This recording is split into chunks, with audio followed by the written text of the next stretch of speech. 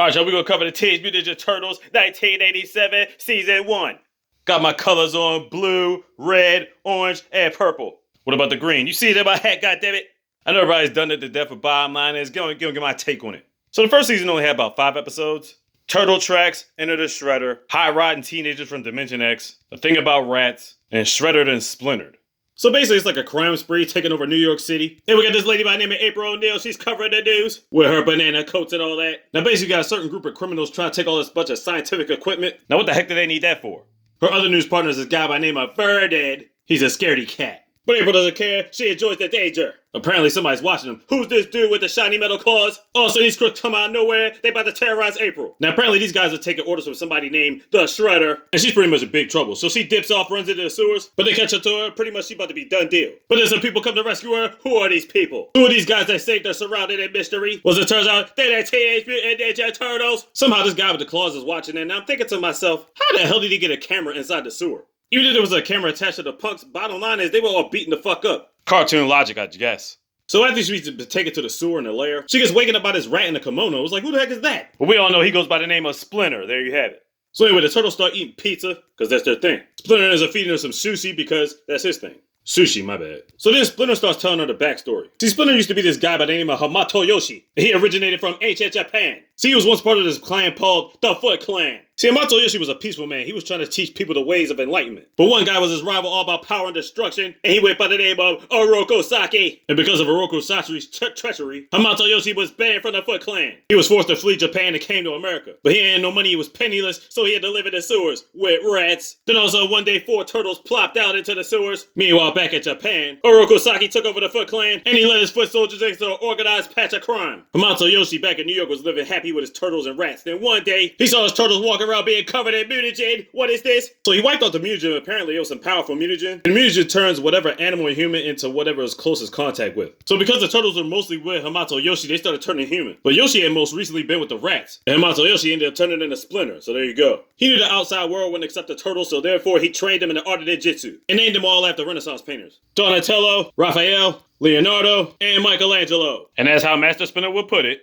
That is how they became the Teenage Mutant Ninja Turtles. Damn right they did. So after April getting all this news, she's like, you know what? I'm gonna make a story out of y'all. So the turtles like, no, we gotta straighten this out. We ain't having no scientists do no research on us and all this shit. We'll get you your story, just leave us out of it. And the person she works for, Burn Thompson, is like, hey, where the hell is April at? Meanwhile, we get back to the punks, they in some type of machine all of a sudden. And we find out the guy's been watching people goes by the name of the Shredder. Meanwhile, the turtles go look for clues to try to figure out who those punks were and what they were doing. So they find a clue with some matches on it. It says Ninja Pizzeria. So basically, they gotta go up to the surface. But that proves to be a serious problem. Yeah, they need to get some disguises. Not the best disguises, but it'll do for now. So then they're going to a spot that has a Ninja Pizzeria, a Ninja Dentist, and Ninja Shoe Repair. All on this one strip. Yeah, clearly there's something fishy about all this shit, right? Ninja Pizza Parlors is like, really? So basically, they're getting closer to Shredder's operations. He's about to go send the foot after niggas. Wait a minute. Could it be that Shredder's actually Oroku Saki? Why, yes, it is. Anyway, April checks out some security firm. Turns out it's just a front for organized crime for the foot. And of course, April ends up getting caught. Of course she does. The turtles are out looking for April. And of course, they go land into a trap. Time for the foot. Time for the whiffling. You already know what time it is. Then while they're fighting, they realize they're not even human. The foot soldiers are robots. Shredder the whole time notices their fighting styles and he realizes Hamato Yoshi is still alive. Because there was only one person that can teach him that in the US. They beat up the foot, save April, the foot trying to escape. They get to the other building. They try to go downstairs. They try to find the order operations. Shredder gets the foot soldiers to flood the building. Turtles go back up to the roof to make their escape. They bring one of their uniforms back to the hideout. And now Splinter knows that Oroku Saki, aka the Shredder, still lives. So while they worry about it, in the meantime, they just eat pizza. Episode 2, they heard something about some type of technodrome. Now they go underground to try to find it. But there ain't nothing there. Then we find out what it looks like. Introducing the technodrome. I know you're thinking to yourself, an expert ninja coming from the Foot Clan in feudal Japan. You're thinking to yourself, how does he have all this masterful technology? Here we go into this brain by the name of Krang. He's the one behind Shredder getting all this vast technology. He came from a place called Dimension X. And the thing is, this brain, Krang, is giving Shredder all this vast technology. In exchange, he needs a body. Now, apparently his body got split when he traveled from Dimension X to Earth. And he basically wants to conquer Earth,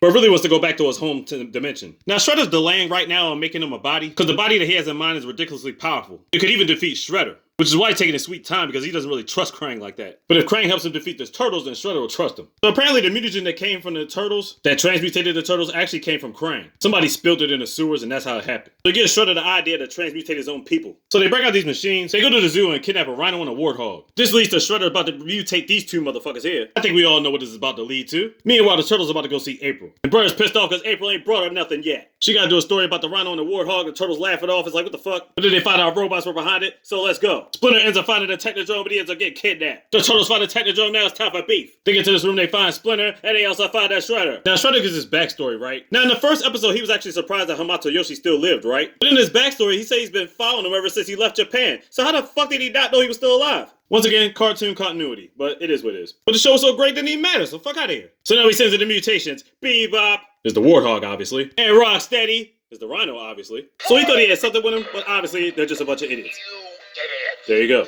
So the Turtles say, Splinter, get up out of there. Bebop, Rocksteady end up following them niggas. And of course the Turtles end up outsmarting them. You big dummies. And April gets her story. Shredder's mechanics bail him out. They're scared, they want to go back in the cage.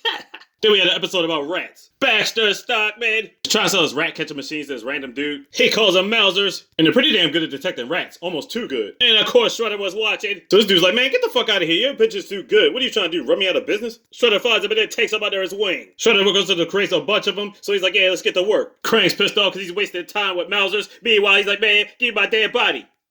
Yeah. While the Turtles are looking for Shredder, Splinter meditates. Here come the Mousers, they about to get Splinter to business. Turtles back just in time to save Splinter. So the Turtles destroyed 12 Mousers, but bottom line, he's got in production that make about 12,000. So because the sewers ain't safe, they end up going to April's apartment. So April finds out some information on this dude named Baxter Stockman. Baxter finished up the machine, Shredder lets him go to sleep. But he thinks Baxter knows too much, so he wants to put him to sleep for good. If you ever seen that Dr. Umar Instagram, that shit is hilarious. I just had to do it. Baxter gets home, the Foot about to finish his ass off. The Turtles save him just in the nick of time. The Turtles end up tying him up. They want to know about him and Shredder. Baxter ain't snitching until Raphael threatens him and he tells everything. So they end up taking Baxter Stockman's truck, which later on becomes the Turtle Van because it's got a bunch of equipment in it. And if you didn't know, this is what a Turtle Van looks like. G-gangsta shit. Open the top, it contains all 10 seasons in it. Alright, back to the mayhem. Meanwhile, back at April's, the Mousers is coming. They're pretty much fucked once again. But then the Turtles come once at a time, once again, to whip ass and take names. But then the Mousers end up taking out her whole apartment. So they find the old mansion where the Mousers control is at. Now, Donatello says he can power up all the Mousers, but they gotta destroy the master control for him to do it. Because he still had Baxter Stockman's old controller. Michelangelo's gonna sneak in and put it out of commission. Michelangelo ends up getting caught by Shredder. The Mousers about to finish off the Turtles, they about to be done deal. So who the heck is about to break Michelangelo free? Fucking Krang of all people. I'm guessing at this point he wants Shredder plan to fail so he can get his goddamn body. That's what I took away from it. And trust me, this is the only time Krang ends up helping the Turtles. Michelangelo ends up foiling Shredder's plans. Donatello sends the Mousers at the building. Shredder's plans are foiled. He gotta escape. But there was only one module to the Technodrome, so now I'm thinking to myself, how the hell did Krang get there? Without Shredder seeing him, you know what I'm saying? So Michelangelo tries to explain to him about a talking brain that just saved his life, and they're like, okay, yeah, whatever. So next episode, they turn the car to the Turtle Van. So they push the van all the way up to the top of this building. I'm thinking to myself, couldn't they just have brought the equipment down to the first floor? But okay, whatever. So Donatello at this point just works his magic. Krang's still pissed off, he ain't got no body. We just gonna leave out the fact that he actually rescued the Turtles. I mean, you know, he is a brain for a reason, you know what I'm saying? So Krang keeps talking about Dimension X and Shredder gets the idea. So Krang's home world has got like rock soldiers and all this other stuff. They're all about war. And they got like a bunch of weapons and he was like the ruler there.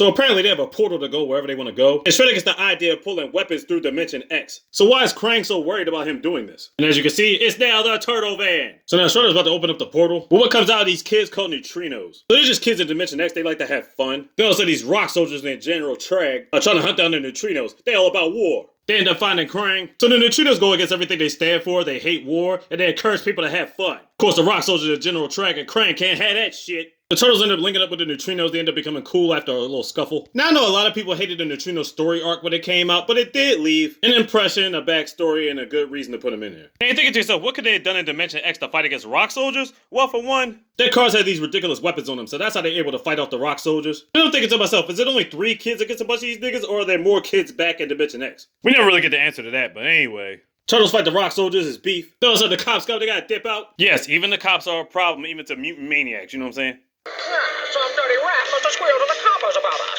Meanwhile, General Trag puts up this weather satellite, and he sets it to total chaos. All types of weather about to come from that shit. Some Storm from X-Men mayhem type of shit.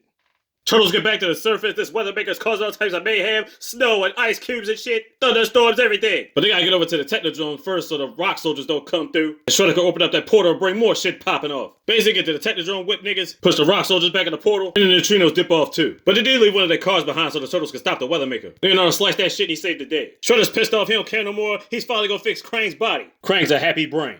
Episode 5, the Turtles are getting bad rap on the news. They're ready to stop Shredder once and for all. Donatello made something for April. It's called the TurtleCom, which is basically a communicator. That right there is the idea of where flip phones came from. That shit is crazy, right? And then he gives it a turtle van too. Shredder breaks through their TV somehow. He's got the Metro Rudigen gun ray that can undo mutations. The thing is, that gun could turn Splinter back into Mato Yoshi. The problem is, you know he's gonna plan to use it on the Turtles, and they'll be turned back into ordinary Turtles. So they tried to use the Neutrinos car again, but it's short-circuited. Ain't no batteries on Earth gonna charge that shit. Donatello goes out to make some more gadgets. Meanwhile, Bebop and Rocksteady come through and cause mayhem. But the Turtles and Splinter end up whipping their candy ass. Krang's still complaining about a new body. But Shredder's already on their case. He got it popping. He ready to juice it up. Then all of a sudden he turns into Dr. Frankenstein with his quotes.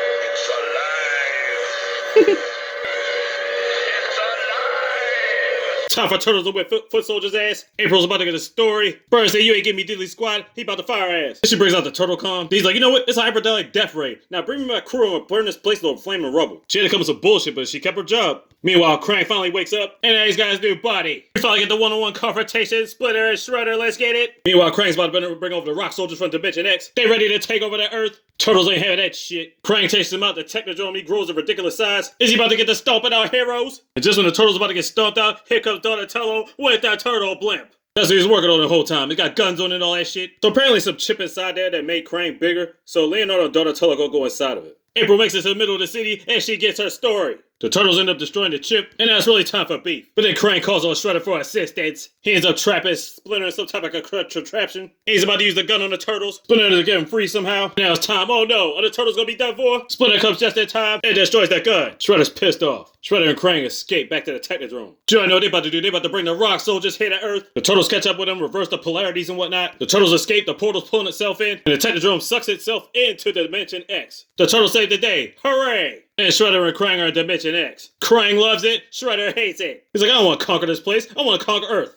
And their banter throughout the rest of the seasons is quite hilarious. April ends up clearing the Turtles' name, and now they're forever heroes. Well, at least for half of the people in the city anyway. And that's the masterful first season of Ninja Turtles. Now, like I said before, it's 10 seasons altogether. 1987 greatness in its purest form.